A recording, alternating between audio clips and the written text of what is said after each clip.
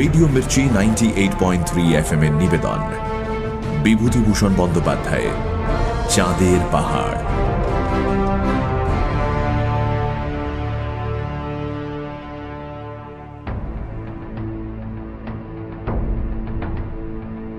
বিভূতিভূষণ বন্দ্যোপাধ্যায় আজ থেকে ৭৫ বছর আগে লেখেন চাঁদের পাহাড়, শঙ্করের দুঃসাহসিক অভিযান আফ্রিকায়। সেই অভিযানে শঙ্করের সঙ্গী ডিয়েগো আলভারেজ, এক দুর্ধর্ষ পর্তুগিজ।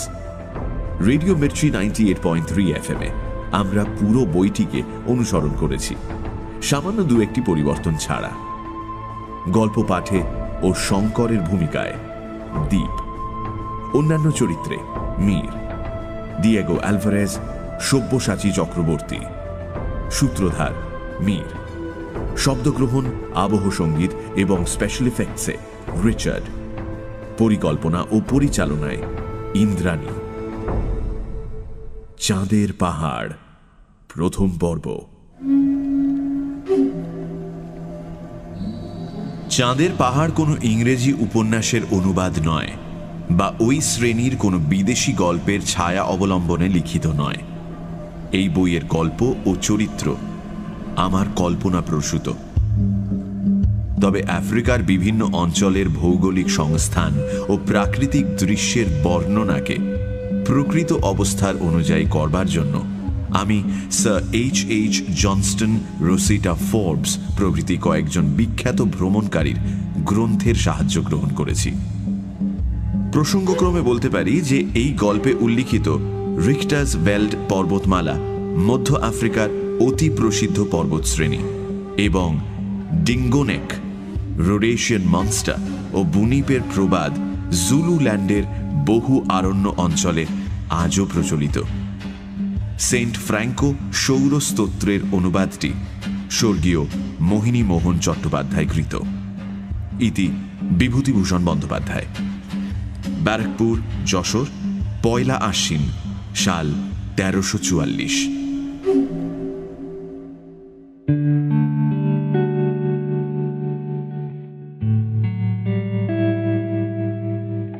শঙ্কর একেবারে অজপাড়া গায়ের ছেলে।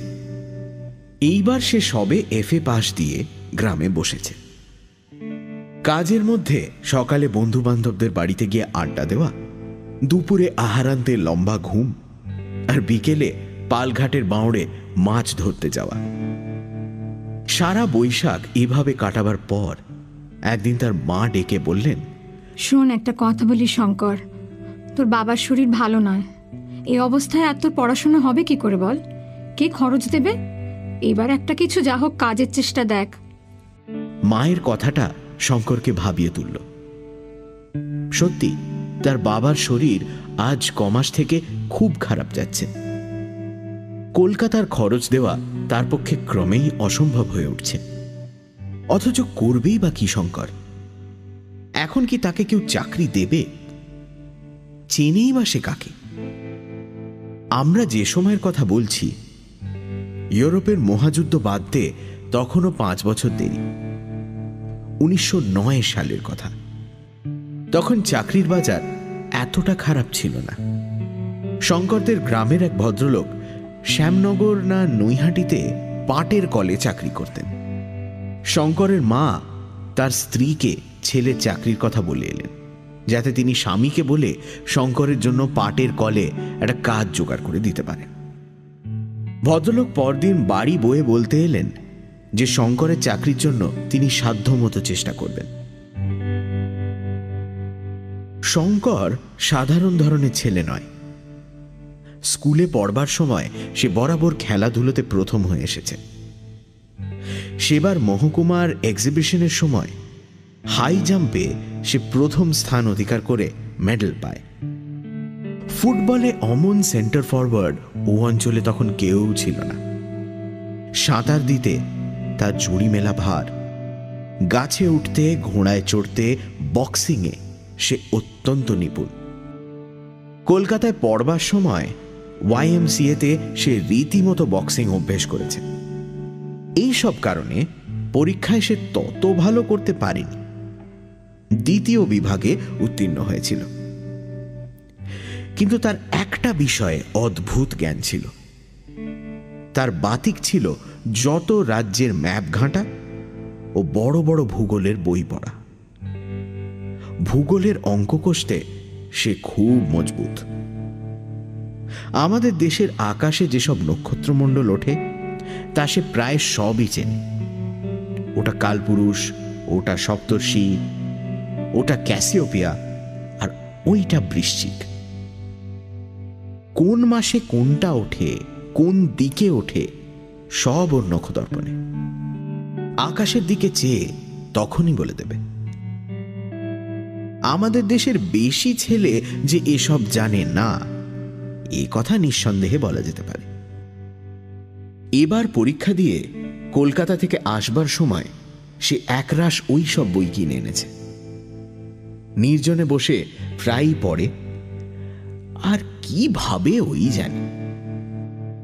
তারপরে এলো তার বাবার অসুখ, সংসারের দারিদ্র্য এবং সঙ্গে সঙ্গে মায়ের মুখে পাটকলে চাকরি নেওয়ার জন্য অনুরোধ। কি করবে সে নিতান্ত নিরুপায়। মা বাপের মলিন মুখ সে দেখতে পারবে না। অগত্যা তাকে পাটের কলেই চাকরি নিতে হবে। কিন্তু জীবনের স্বপ্ন তাহলে ভেঙে যাবে, তাও সে যে না বোঝে এমন নয়। ফুটবলের নাম করা সেন্টার ফরওয়ার্ড, জেলার হাই জাম্প চ্যাম্পিয়ন, নামজাদা সাঁতারু শঙ্কর হবে কিনা শেষে পাটের কলের বাবু। নিকেলের বইয়ের আকারের কৌটোতে খাবার কি পান নিয়ে ঝাড়ন পকেটে করে তাকে সকালবেলা ভোঁ বাজতেই ছুটতে হবে কলে, আবার 12টার সময় এসে দুটো খেয়ে নিয়েই আবার রওনা। ওদিকে সেই 6টার ভোঁ বাজলে ছুটি। তার তরুণ তাজা মন এর কথা ভাবতেই পারে না যে। ভাবতে গেলেই তার সারা দেহ মন বিদ্রোহী হয়ে ওঠে। রেসের ঘোড়া শেষকালে ছ্যাঁকড়া গাড়ি টানতে যাবে।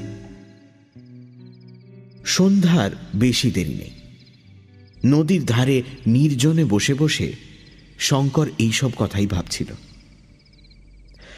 তার মন উড়ে যেতে চায় পৃথিবীর দূর দূর দেশে, শত দুঃসাহসিক কাজের মাঝখানে।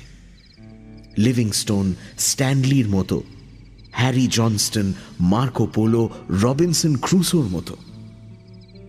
এর জন্য ছেলেবেলা থেকে সে নিজেকে তৈরি করেছে। যদিও এই কথা ভেবে দেখেনি অন্য দেশের ছেলেদের পক্ষে যা ঘটতে পারে, বাঙালি ছেলেদের পক্ষে তা ঘটা একরকম অসম্ভব। তারা তৈরি হয়েছে কেরানি, স্কুলমাস্টার, ডাক্তার বা উকিল হওয়ার জন্য। অজ্ঞাত অঞ্চলের অজ্ঞাত পথে পাড়ি দেওয়ার আশা তাদের পক্ষে নিতান্তই দুরাশা। প্রদীপের মৃদু আলোয় সেদিন রাত্রে ও ওয়েস্টমার্কের বড় ভূগোলের বইখানা খুলে পড়তে বসল। এই বইখানার একটা জায়গা তাকে বড় মুগ্ধ করে। সেটা হচ্ছে প্রসিদ্ধ জার্মান ভূপর্যটক অ্যান্টন হাউপম্যান লিখিত আফ্রিকার একটা বড় পর্বত, মাউন্টেন অফ দ্য মুন, মানে চাঁদের পাহাড় আরোহণের অদ্ভুত বিবরণ।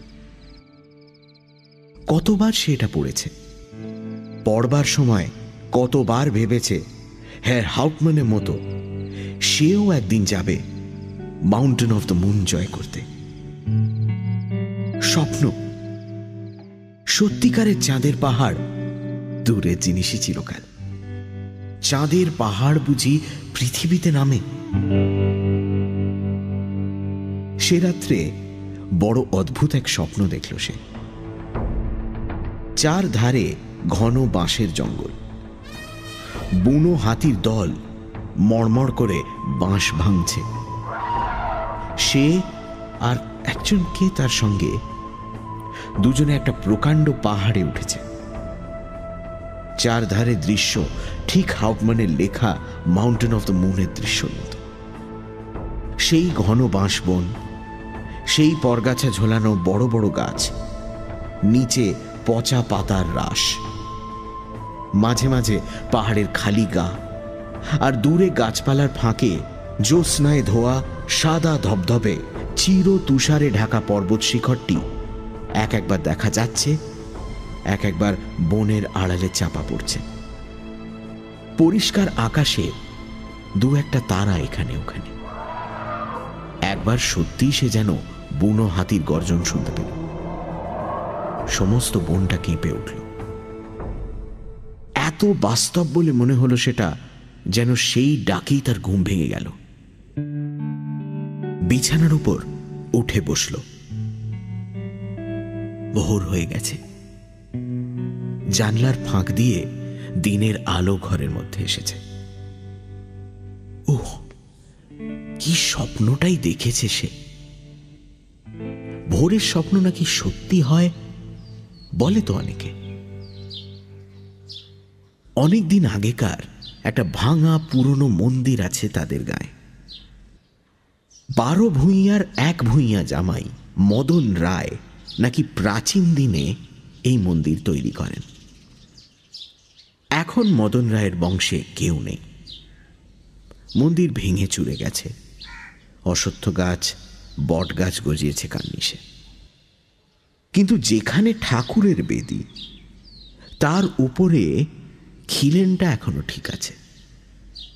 কোনো মূর্তি নেই, তবুও শনি মঙ্গলবারে পুজো হয়।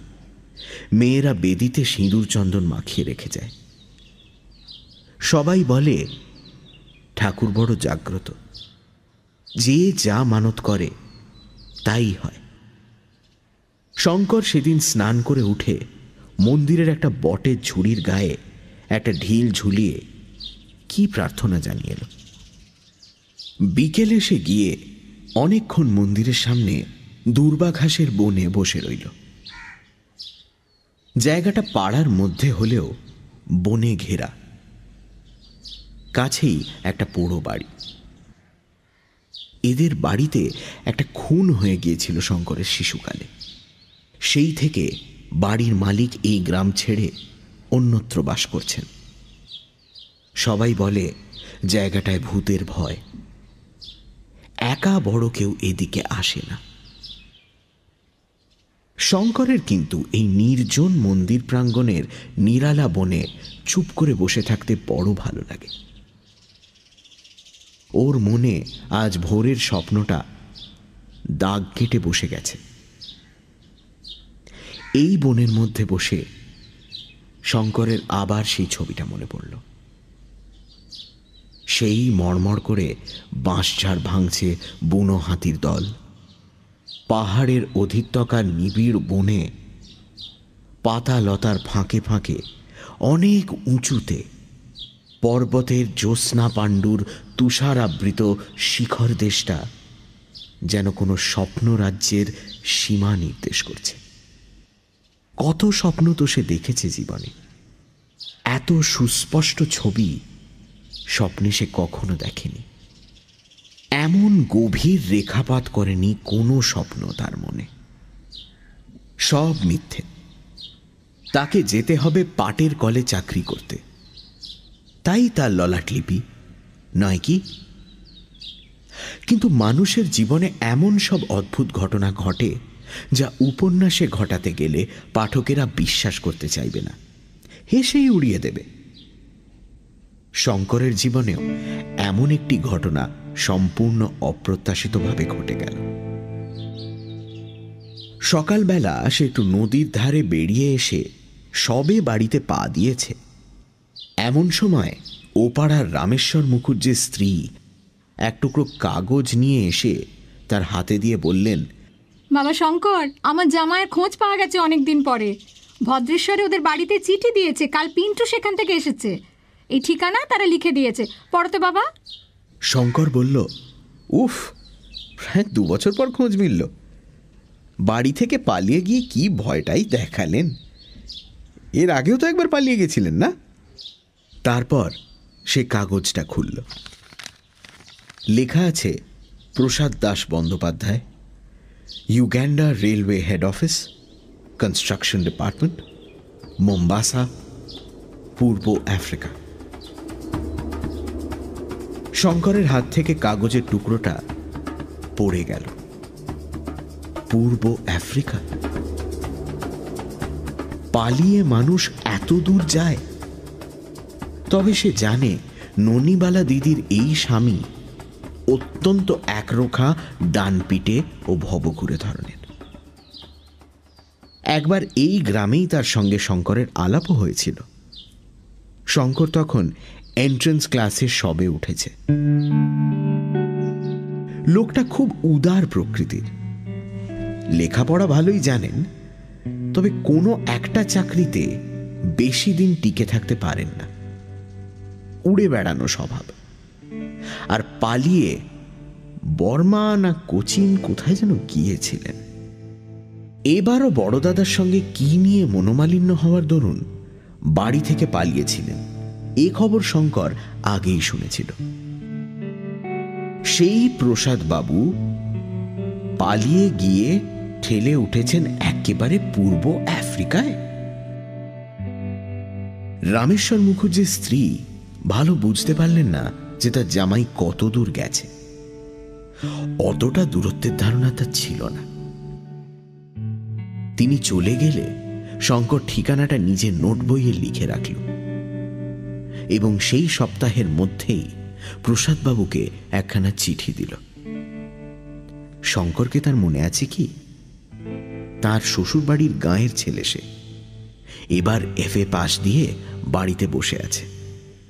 তিনি কি একটা চাকরি করে দিতে পারেন তাদের রেলের মধ্যে? যত দূর হয় সে যাবে। 1.5 মাস পরে, যখন শঙ্কর প্রায় হতাশ হয়ে পড়েছে চিঠির উত্তর প্রাপ্তি সম্বন্ধে, তখন একখানা খামের চিঠি এলো শঙ্করের নামে। তাতে লেখা আছে, মোম্বাসা, 2 নম্বর পোর্ট স্ট্রিট। প্রিয় শঙ্কর, তোমার চিঠি পেয়েছি। তোমাকে আমার খুব মনে আছে। কবজির জোরে তোমার কাছে সেবার হেরে গিয়েছিলুম, সে কথা ভুলিনি। তুমি আসবে এখানে? চলে এসো। তোমার মতো ছেলে যদি বাইরে না বেরুবে তবে আর কে বেরুবে? এখানে নতুন রেল তৈরি হচ্ছে, আরো লোক নেবে। যত তাড়াতাড়ি পারো চলে এসো। তোমার কাজ জুটিয়ে দেবার ভার আমি নিচ্ছি। তোমাদের প্রসাদ দাস বন্দ্যোপাধ্যায়। শঙ্করের বাবা চিঠি দেখে খুব খুশি। যৌবনে তিনিও ছিলেন ডানপিটে ধরনের লোক। ছেলে পাটের কলে চাকরি করতে যাবে তার এতে মত ছিল না। শুধু সংসারের অভাব অনটনের দরুন শঙ্করের মায়ের মতেই সায় দিতে বাধ্য হয়েছিলেন।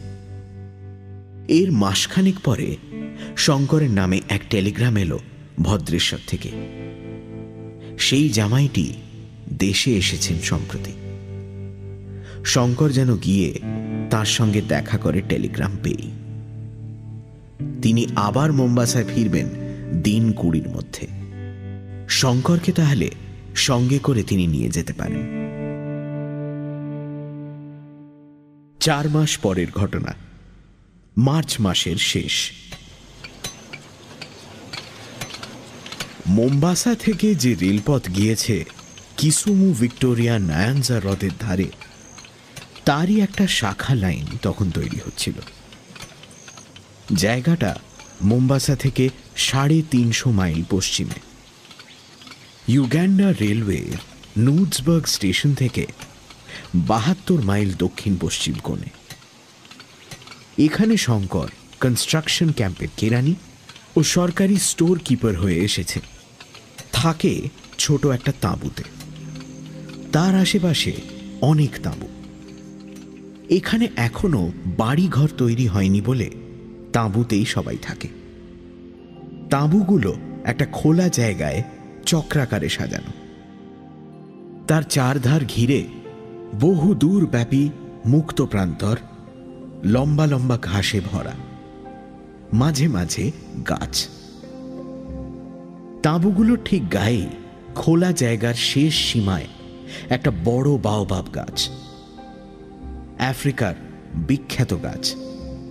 শঙ্কর কতবার ছবিতে দেখেছে, এবার সত্যিকার বাওবাব দেখে শঙ্করের যেন আশ মেটে না।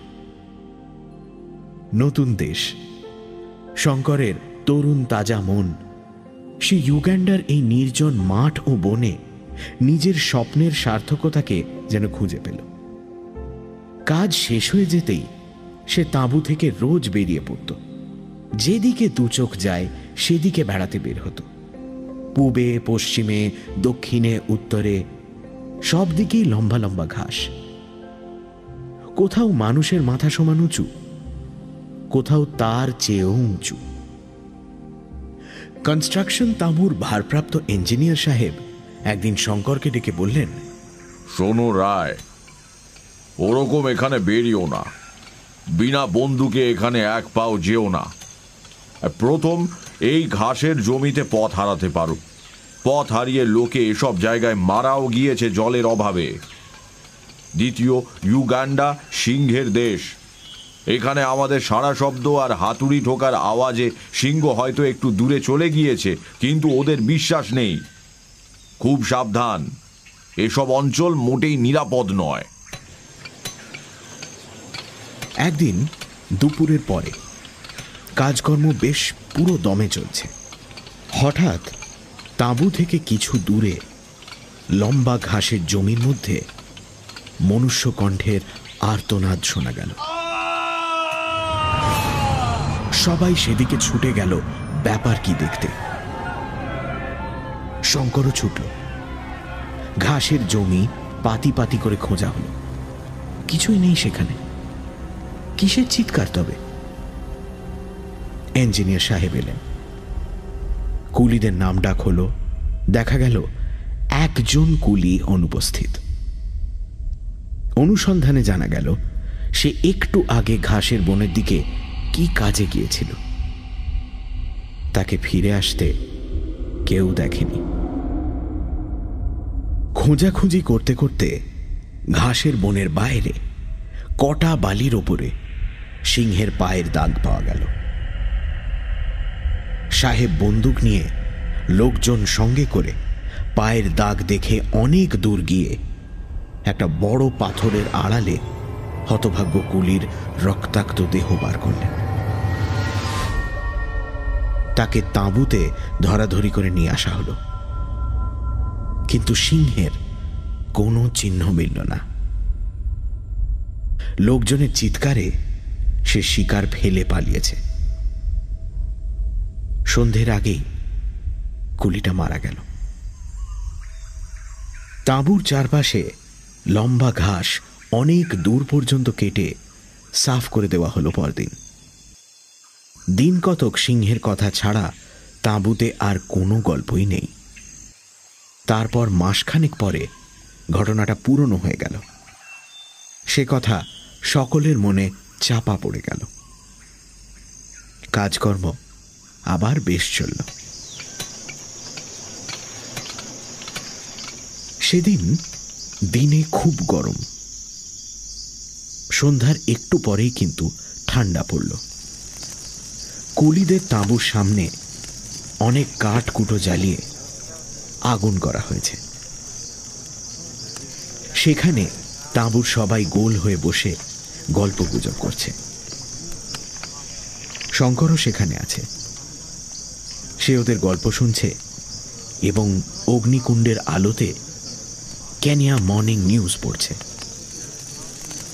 খবরের কাগজখানা 5 দিনের পুরনো, কিন্তু এ জনহীন প্রান্তরে তবু এখানাতে বাইরের দুনিয়ার যা কিছু একটা খবর পাওয়া যায়। তিরুমাল আপ্পা বলে একজন মাদ্রাজি কেরানির সঙ্গে শঙ্করের খুব বন্ধুত্ব হয়েছিল। তিরুমাল তরুণ যুবক, বেশ ইংরেজি জানে, মনেও খুব উৎসাহ। সে বাড়ি থেকে পালিয়ে এসেছে অ্যাডভেঞ্চারের নেশায়। শঙ্করের পাশে বসে সে আজ সন্ধ্যা থেকে ক্রমাগত দেশের কথা, তার বাপ মায়ের কথা, তার ছোট বোনের কথা বলছে। ছোট বোনকে সে বড় ভালোবাসে। বাড়ি ছেড়ে এসে তার কথাই তিরুমালের বড় মনে হয়। একবার সে দেশের দিকে যাবে সেপ্টেম্বর মাসের শেষে। মাস 2 ছুটি মঞ্জুর করবে না সাহেব? ক্রমে রাত বেশি হলো। মাঝে মাঝে আগুন নিভে যাচ্ছে, আবার কুলিরা তাতে কাঠকুটো ফেলে দিচ্ছে। আরো অনেকে উঠে শুতে গেল। কৃষ্ণপক্ষের ভাঙা চাঁদ ধীরে ধীরে দূর দিগন্তে দেখা গেল। সমগ্র প্রান্তর জুড়ে আলো আধারের লুকোচুরি আর বুনো গাছের দীর্ঘ দীর্ঘ ছায়া। শঙ্করের ভারী অদ্ভুত মনে হচ্ছিল বহু দূর বিদেশের এই স্তব্ধ রাত্রির সৌন্দর্য।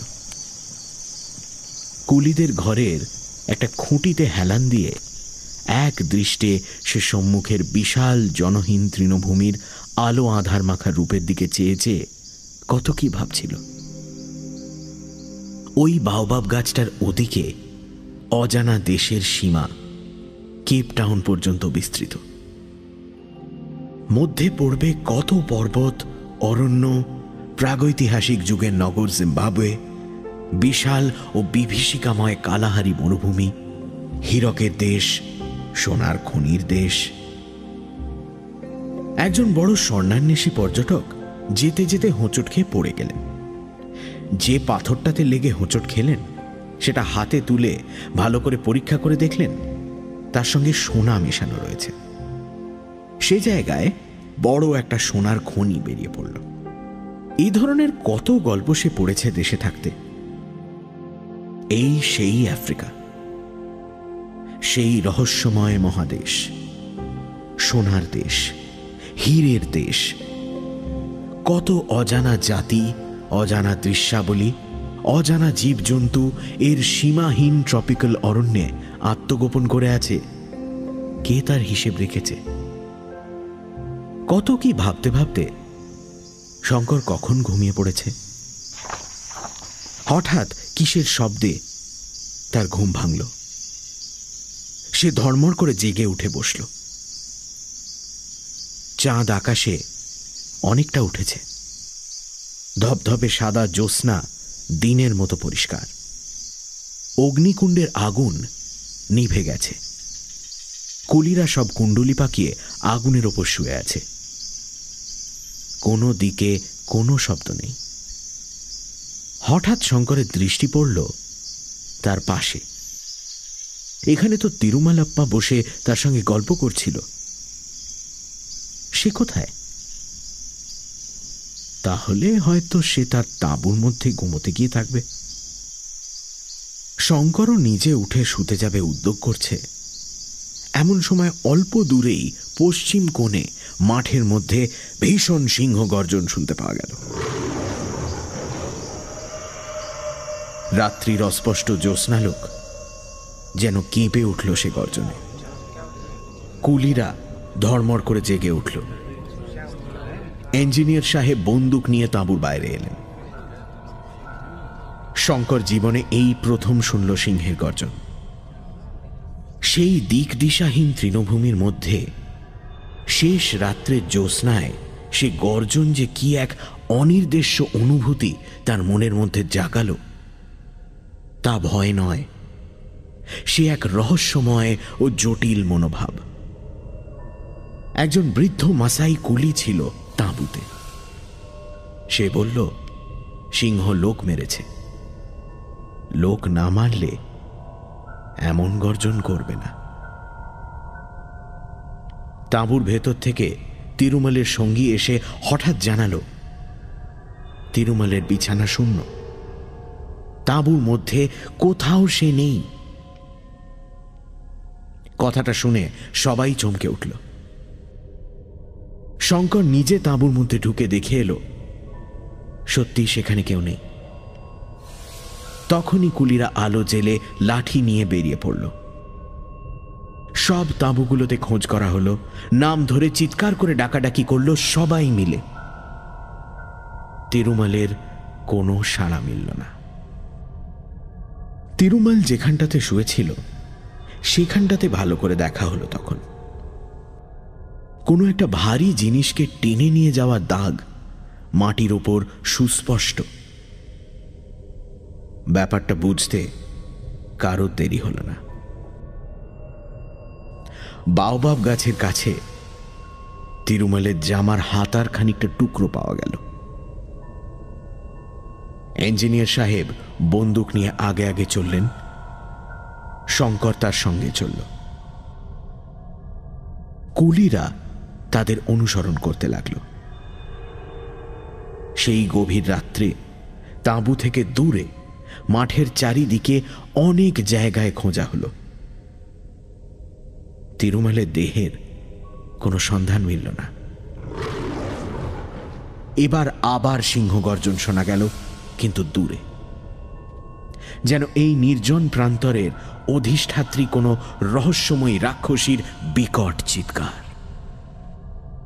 মাসাই কুলিটা বলল, সিংহ দেহ নিয়ে চলে যাচ্ছে, কিন্তু ওকে নিয়ে আমাদের ভুগতে হবে।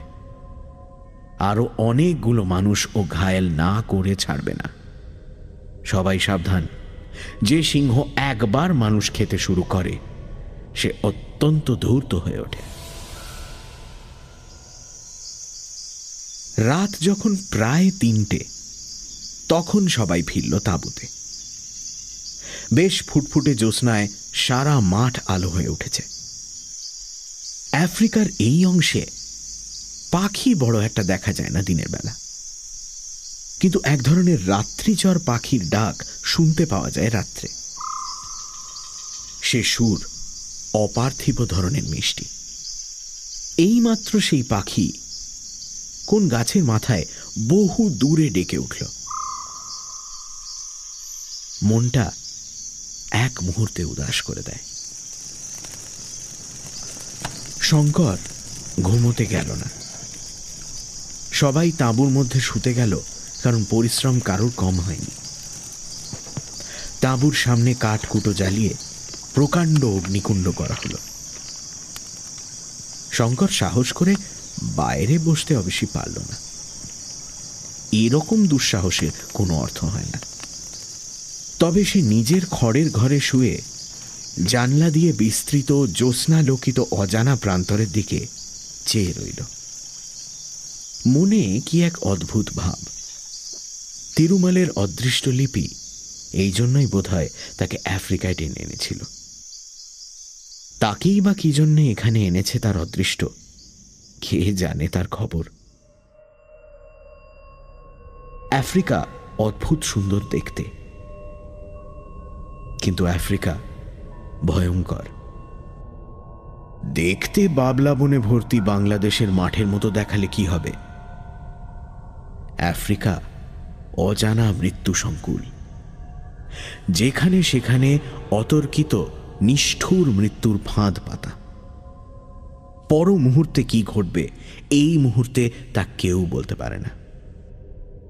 আফ্রিকা প্রথম বলি গ্রহণ করেছে তরুণ হিন্দু যুবক তিরুমালকে। সে বলি চায়। তিরুমাল তো গেল, সঙ্গে সঙ্গে ক্যাম্পে পরদিন থেকে এমন অবস্থা হয়ে উঠল যে আর সেখানে সিংহের উপদ্রবে থাকা যায় না। মানুষ খেকো সিংহ অতি ভয়ানক জানোয়ার। যেমন সে ধূর্ত তেমনি সাহসী। সন্ধ্যা তো দূরের কথা, দিনের বেলায় একা বেশি দূর যাওয়া যায় না। সন্ধ্যার আগে তাঁবুর মাঠে নানা জায়গায় বড় বড় আগুনের কুণ্ড করা হয়। কুলিরা আগুনের কাছে ঘেঁষে বসে গল্প করে, রান্না করে, সেখানে বসেই খাওয়া দাওয়া করে। ইঞ্জিনিয়ার সাহেব বন্দুক হাতে রাত্রে 3-4 বার তাঁবুর চারিদিকে ঘুরে পাহারা দেন, ফাঁকা আওয়াজ করেন। এত সতর্কতার মধ্যেও একটি কুলিকে সিংহ নিয়ে পালালো তিরুমালকে মারবার ঠিক 2 দিন পরে সন্ধেবেলায়। তারপরের দিন একটা সোমালি কুলি দুপুরে তাঁবু থেকে 300 গজের মধ্যে পাথরের ঢিবিতে পাথর ভাঙতে গেল। সন্ধ্যায় সে আর ফিরে এলো না। সেই রাত্রেই রাত 10টার পর শঙ্কর ইঞ্জিনিয়ার সাহেবের তাঁবু থেকে ফিরছে। লোকজন কেউ বড় একটা বাইরে নেই। সকাল সকাল যে যার ঘরে শুয়ে পড়েছে। কেবল এখানে ওখানে 2-1টা প্রায় নিভে যাওয়া অগ্নিকুণ্ড। দূরে শেয়াল ডাকছে। শেয়ালের ডাক শুনলেই শঙ্করের মনে হয় সেই বাংলাদেশের পাড়া গায়ে আছে। চোখ বুজে সে নিজের গ্রামটা ভাববার চেষ্টা করে, তাদের ঘরের কোণের সেই বিলিতি আমড়া গাছটা ভাববার চেষ্টা করে। আজও সে একবার থমকে দাঁড়িয়ে তাড়াতাড়ি চোখ বুঝল। কি চমৎকার লাগে! কোথায় সে? সেই তাদের গাঁয়ের বাড়িতে জানলার কাছে তক্তপোষে শুয়ে। বিলিতি আমড়া গাছটার ডালপালা চোখ খুললেই চোখে পড়বে। ঠিক দেখবে সে চোখ খুলে। শঙ্কর ধীরে ধীরে চোখ খুলল। অন্ধকার প্রান্তর, দূরে সেই বড় বাওবাব গাছটা অস্পষ্ট অন্ধকারে দৈত্যের মতো দাঁড়িয়ে আছে। হঠাৎ তার মনে হলো সামনের একটা ছাতার মতো গোল খড়ের নিচু চালের ওপর কি যেন একটা নড়ছে। পরক্ষণেই সে ভয়ে ও বিস্ময়ে কাঠ হয়ে গেল। প্রকাণ্ড একটা সিংহ খড়ের চাল থাবা দিয়ে খুঁচিয়ে গর্ত করবার চেষ্টা করছে, ও মাঝে মাঝে নাকটা চালের গর্তের কাছে নিয়ে গিয়ে কিসের যেন ঘ্রাণ নিচ্ছে। তার কাছ থেকে চালটার দূরত্ব বড় জোর 20 হাত। শঙ্কর বুঝল সে ভয়ানক বিপদগ্রস্ত। সিংহ চালার খড় খুঁচিয়ে গর্ত করতে ব্যস্ত। সেখান দিয়ে ঢুকে সে মানুষ নেবে। শঙ্করকে সে এখনো দেখতে পায়নি। তাঁবুর বাইরে কোথাও লোক নেই। সিংহের ভয়ে বেশি রাত্রে কেউ বাইরে থাকে না। সে নিজে সম্পূর্ণ নিরস্ত্র, একটা লাঠি পর্যন্ত নেই হাতে। শঙ্কর নিঃশব্দে পিছু হটতে লাগলো ইঞ্জিনিয়ারের তাঁবুর দিকে, সিংহের দিকে চোখ রেখে। 1 মিনিট, 2 মিনিট। নিজের স্নায়ুগুলোর উপর যে তার এত কর্তৃত্ব ছিল তা এর আগে শঙ্কর জানত না। একটা ভীতিসূচক শব্দ তার মুখ দিয়ে বেরোল না, বা সে হঠাৎ পিছু ফিরে দৌড় দেবার চেষ্টাও করল না। ইঞ্জিনিয়ারের তাঁবুর পর্দা উঠিয়ে সে ঢুকে দেখল সাহেব টেবিলে বসে তখনও কাজ করছে। সাহেব ওর রকম সকম দেখে বিস্মিত হয়ে কিছু জিজ্ঞেস করার আগেই ও বলল, সাহেব, সিংহ। সাহেব লাফিয়ে উঠল। কই? কোথায়? বন্দুকের র্যাকে একটা .375 মান লেখা রাইফেল ছিল। সাহেব সেটা নামিয়ে নিল। শঙ্করকে আর একটা রাইফেল দিল। দুজনে তাঁবুর পর্দা তুলে আস্তে আস্তে বাইরে এলো। একটু দূরেই কুলির লাইনের সেই গোল চালা, কিন্তু চালার উপর কোথায় সিংহ? শঙ্কর আঙুল দিয়ে দেখিয়ে বলল, এই মাত্র দেখে গেলাম স্যার, ওই চালার ওপর সিংহ থাবা দিয়ে খড় খোঁচাচ্ছে। সাহেব বলল, পালিয়েছে, জাগাও সবাইকে। একটু পরে তাঁবুতে মহা শোরগোল পড়ে গেল। লাঠি, সরকি, গাঁতি, মুগুর নিয়ে কুলির দল হল্লা করে বেরিয়ে পড়ল। খোঁজ খোঁজ চারিদিকে। খড়ের চাল সত্যি ফুটো দেখা গেল, সিংহের পায়ের দাগও পাওয়া গেল, কিন্তু সিংহ উধাও হয়েছে।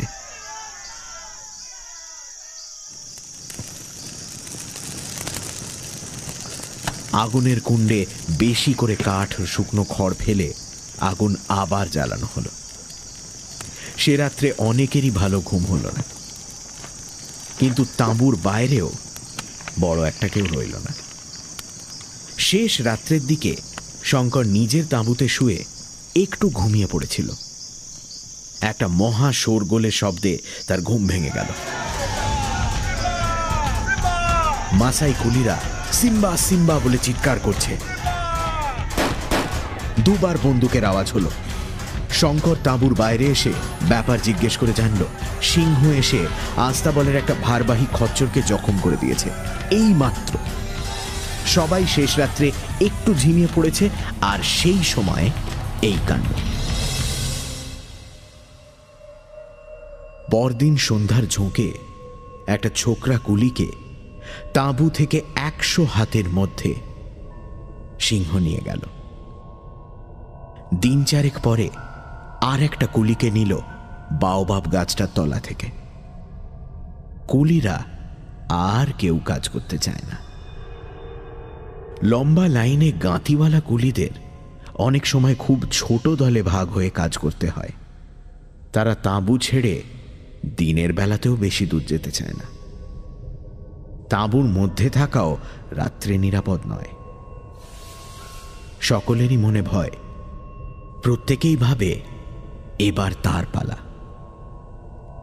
কাকে কখন নেবে কিছুই বলা যায় না। এই অবস্থায় কাজ হয় না। কেবল মাসাই কুলিরা অবিচলিত রইল। তারা জমকেও ভয় করে না। তাঁবু থেকে 2 মাইল দূরে গাঁতির কাজ তারাই করে। সাহেব বন্দুক নিয়ে দিনের মধ্যে 4-5 বার তাদের দেখাশোনা করে আসে। কত নতুন ব্যবস্থা করা হলো, কিছুতেই সিংহের উপদ্রব কমল না। কত চেষ্টা করেও সিংহ শিকার করা গেল না। অনেকে বলল সিংহ একটা নয়, অনেকগুলো, কটা মেরে ফেলা যাবে? সাহেব বলল, মানুষ খেকো সিংহ বেশি থাকে না, এ একটা সিংহেরই কাজ। একদিন সাহেব শঙ্করকে ডেকে বলল, শঙ্কর, বন্দুকটা নিয়ে গাঁতিদার কুলিদের একবার দেখে এসো। শঙ্কর বলল, সাহেব তোমার মানলিখাটটা দাও। সাহেব রাজি হল। শঙ্কর বন্দুক নিয়ে একটা খচ্চরে চড়ে রওনা হল। তাঁবু থেকে মাইল খানেক দূরে এক জায়গায় একটা ছোট জলা।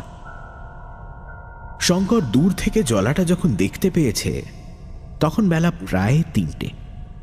কেউ কোনো দিকে নেই। রোদের ঝাঁঝ মাঠের মধ্যে তাপ তরঙ্গের সৃষ্টি করছে। হঠাৎ খচ্চর থমকে দাঁড়িয়ে গেল। আর কিছুতেই সেটা এগোতে চায় না। শঙ্করের মনে হলো জায়গাটার দিকে যেতে খচ্চরটা ভয় পাচ্ছে। একটু পরে পাশের ঝোপে কি যেন একটা নড়ল, কিন্তু সেদিকে চেয়ে সে কিছুই দেখতে পেল না। সে খচ্চর থেকে নামল, তবুও খচ্চর নড়তে চায় না। হঠাৎ শঙ্করের শরীরের মধ্যে যেন বিদ্যুৎ খেলে গেল। ঝোপের মধ্যে সিংহ তার জন্য ওত পেতে বসে নেই তো? অনেক সময় এরকম হয় সে জানে।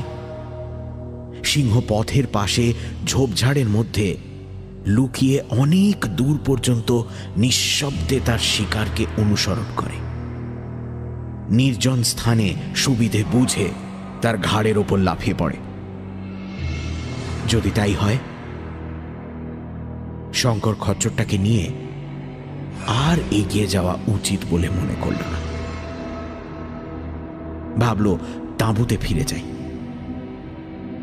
সবে সে তাঁবুর দিকে খচ্চরের মুখ ঘুরিয়েছে, এমন সময় আবার ঝোপের মধ্যে কি একটা নড়ল। সঙ্গে সঙ্গে ভয়ানক সিংহ গর্জন এবং একটা ধূসর বর্ণের বিরাট দেহ সশব্দে খচ্চরের ওপর এসে পড়ল। শঙ্কর তখন হাত চারেক এগিয়ে আছে। সে তখনই ফিরে দাঁড়িয়ে বন্দুক উঁচিয়ে উপরি উপরি 2 বার গুলি করল। গুলি লেগেছে কিনা বোঝা গেল না, কিন্তু তখন খচ্চর মাটিতে লুটিয়ে পড়েছে। ধূসর বর্ণের জানোয়ারটা পলাতক। শঙ্কর পরীক্ষা করে দেখল খচ্চরের কাঁধের কাছে অনেকটা মাংস ছিন্ন ভিন্ন। রক্তে মাটি ভেসে যাচ্ছে। যন্ত্রণায় সে ছটফট করছে।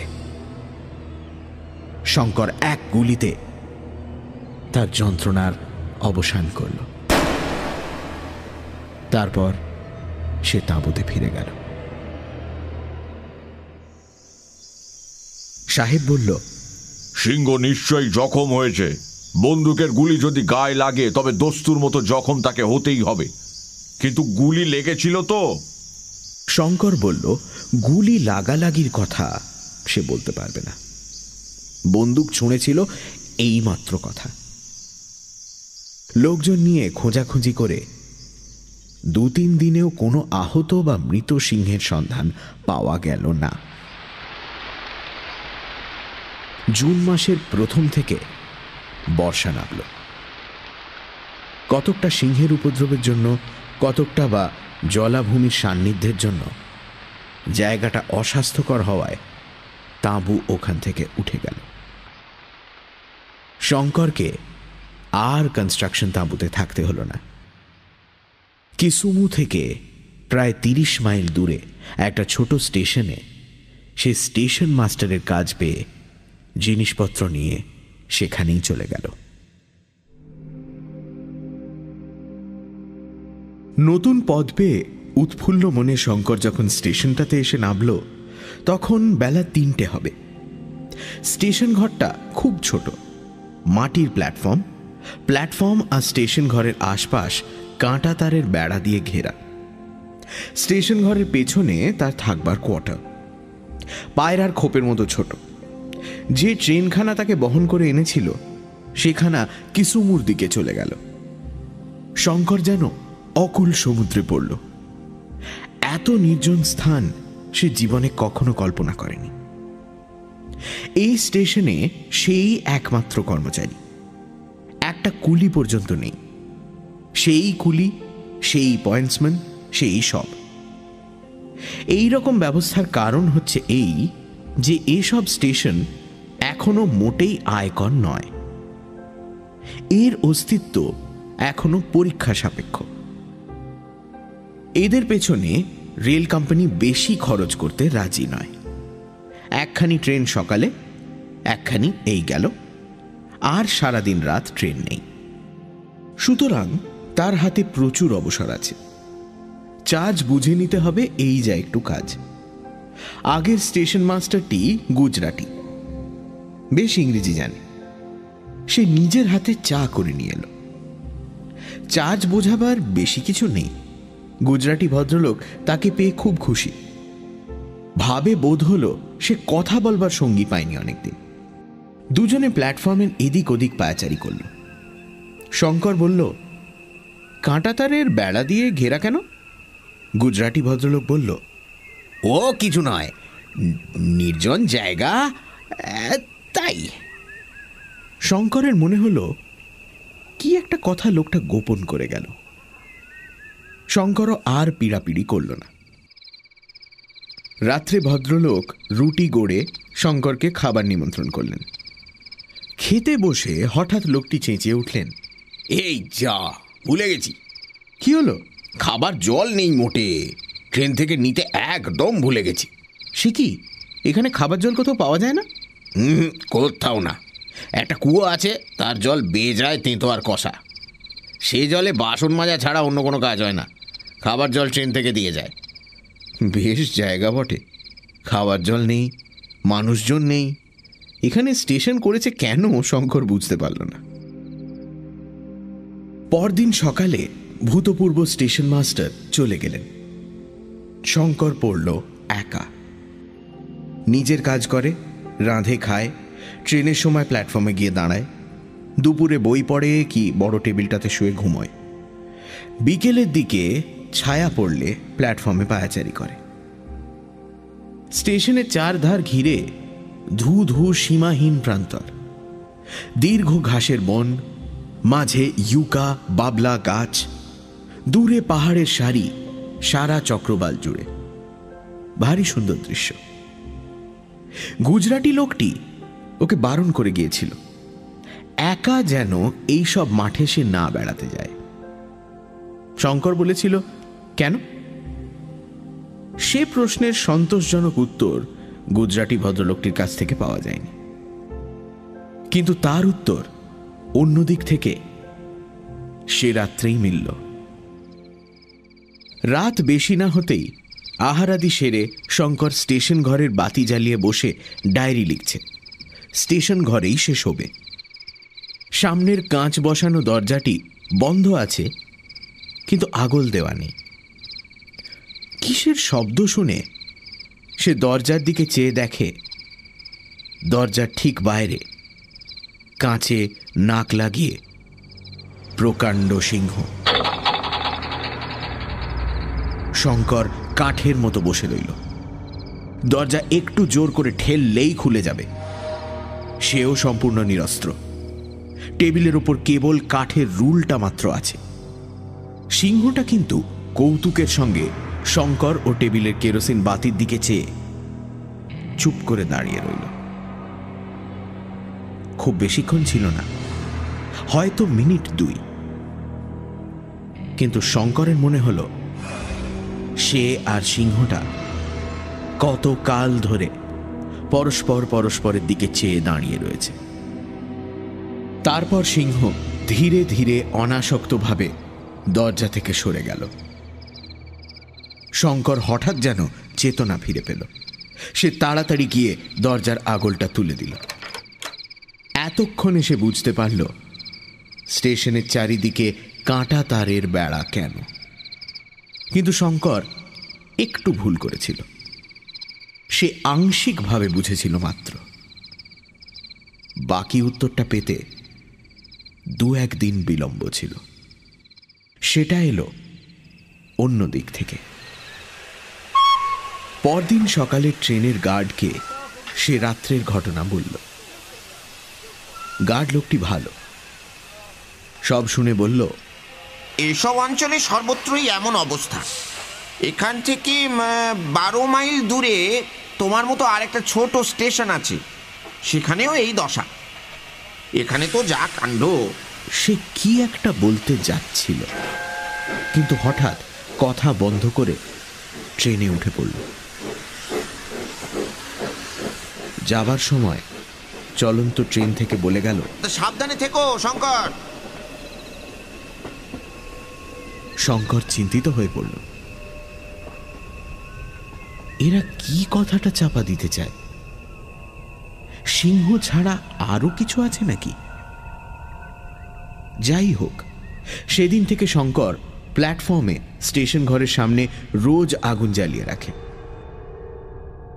সন্ধ্যার আগে দরজা বন্ধ করে স্টেশন ঘরে ঢোকে। অনেক রাত পর্যন্ত বসে পড়াশোনা করে, ডায়েরি লেখে। রাত্রের অভিজ্ঞতা অদ্ভুত। বিস্তৃত প্রান্তরে ঘন অন্ধকার নামে। প্ল্যাটফর্মে ইউকা গাছটার ডালপালার মধ্যে দিয়ে রাত্রির বাতাস বেঁধে কেমন একটা শব্দ হয়। মাঠের মধ্যে প্রহরে প্রহরে শেয়াল ডাকে। একদিন গভীর রাতে দূর থেকে সিংহের গর্জন শুনতে পাওয়া যায়। অদ্ভুত জীবন। বিভূতিভূষণ বন্দ্যোপাধ্যায়ের চাঁদের পাহাড় বেতার রূপটির সাউন্ড এফেক্টস ও আবহ সঙ্গীত পরিকল্পনায় রিচার্ড, ডিয়েগো অ্যালভারেজের ভূমিকায় সব্যসাচী চক্রবর্তী, শঙ্করের ভূমিকায় এবং গল্পের পাঠক দীপ। অন্যান্য চরিত্রে মীর। পরিকল্পনা ও পরিচালনায় ইন্দ্রাণী।